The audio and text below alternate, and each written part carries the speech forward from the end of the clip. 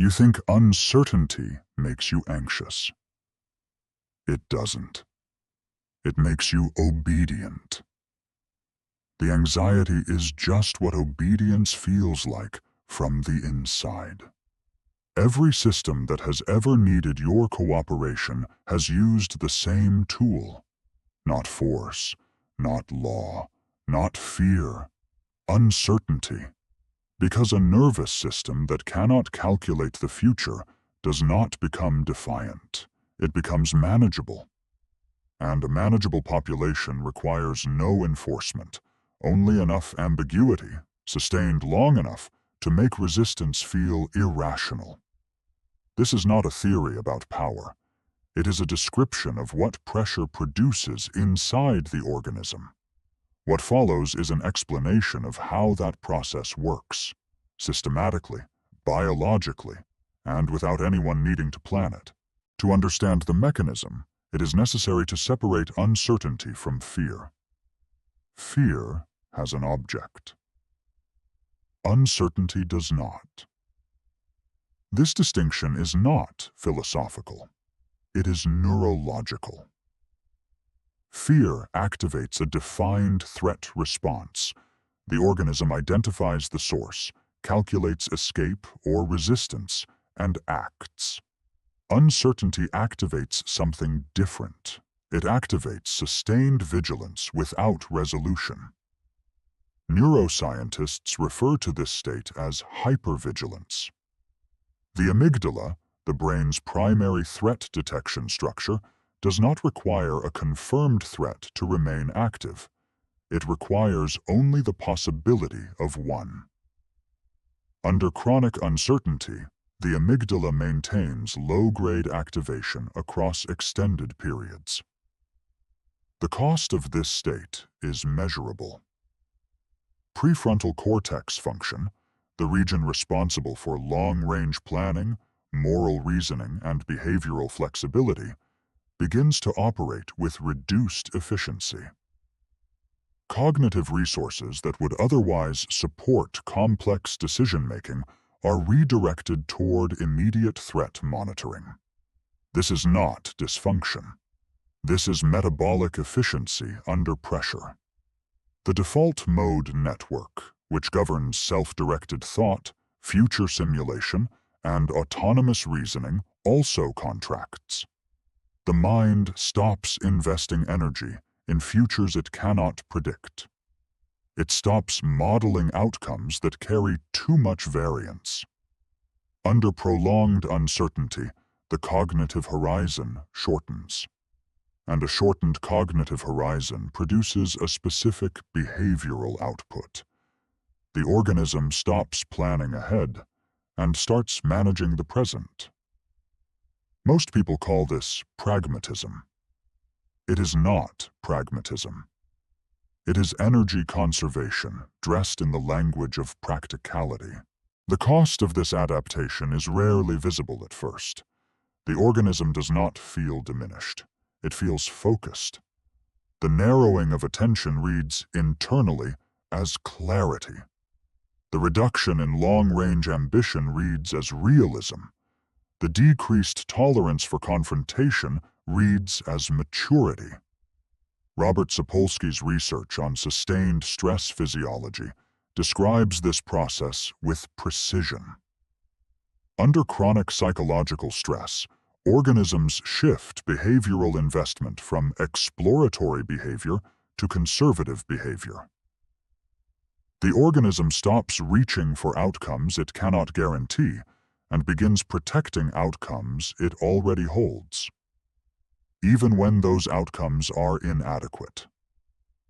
This is the mechanism uncertainty exploits.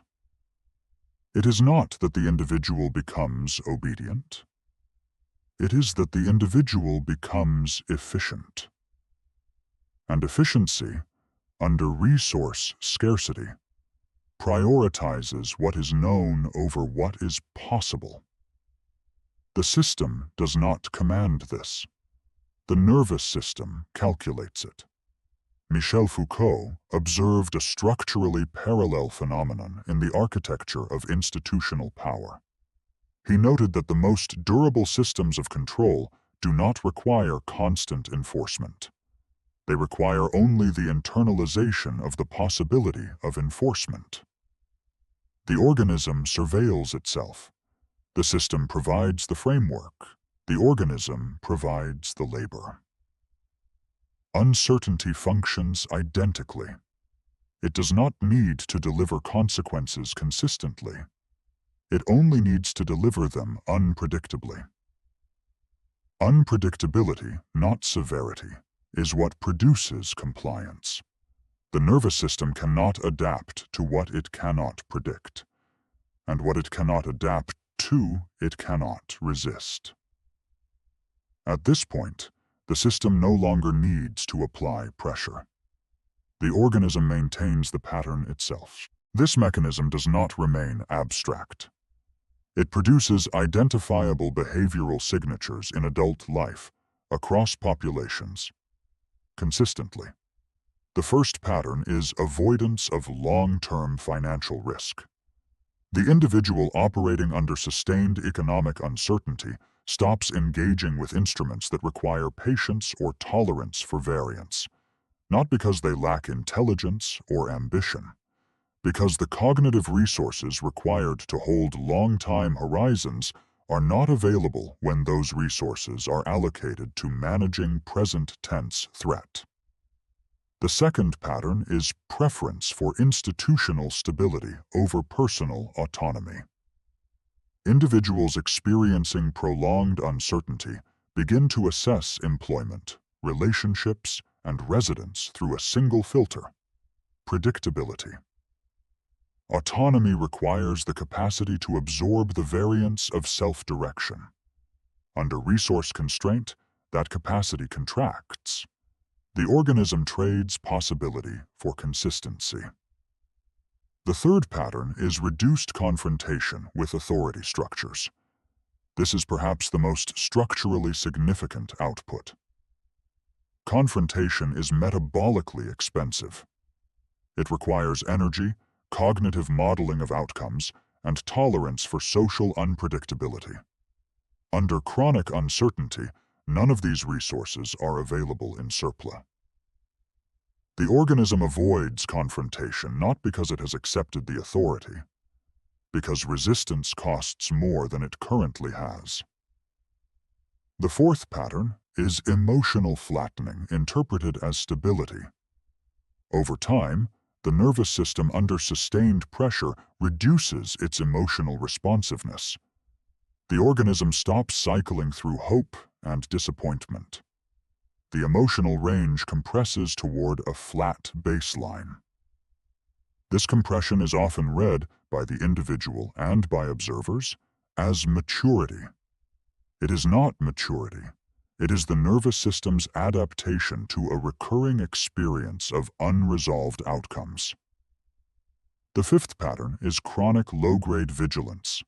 The individual never fully relaxes, not because of specific threats, but because the system has trained the nervous system to treat the absence of confirmed safety as a sufficient condition for threat readiness. Rest becomes cognitively inaccessible. The organism is always scanning. The sixth pattern is self-limiting expectation. The individual begins to anticipate failure not as a pessimistic projection, but as a probability calculation.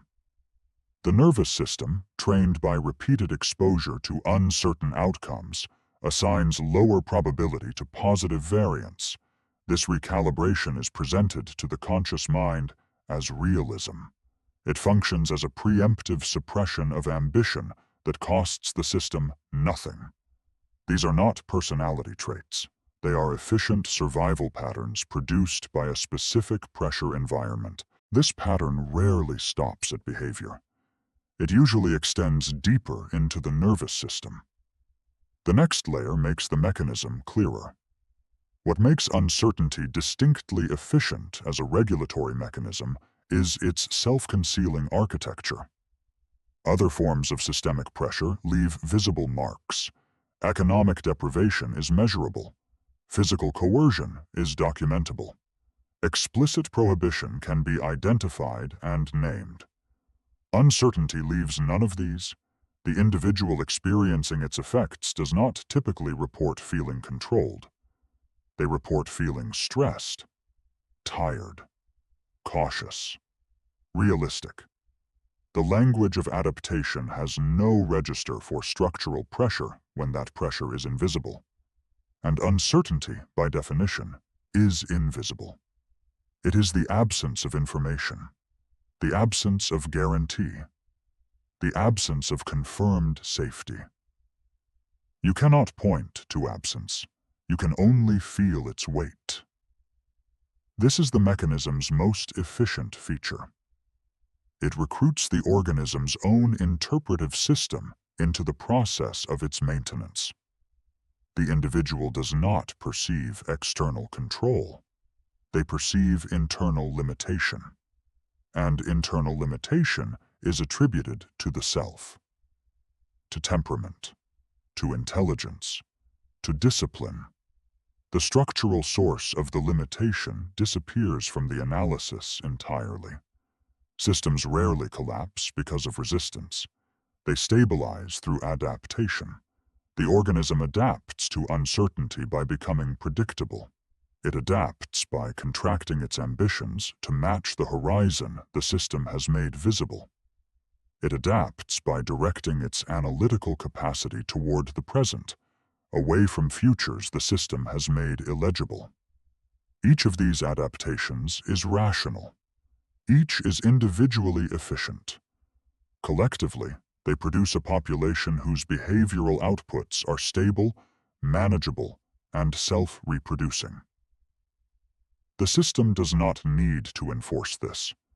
The organism enforces it through the internal logic of survival. When a pattern emerges across millions of individuals simultaneously, across different geographies and different economic configurations, producing the same behavioral outputs, the narrowed horizon, the reduced resistance, the preference for stability over autonomy, the pattern stops looking like psychology. It starts looking like architecture. The most efficient form of control is the one the organism learns to maintain itself. This is not an accusation. It is an observation about what sustained uncertainty, applied consistently and without resolution, produces inside the systems that were designed, biologically, to survive it. The structure is not hidden. It is simply rarely named.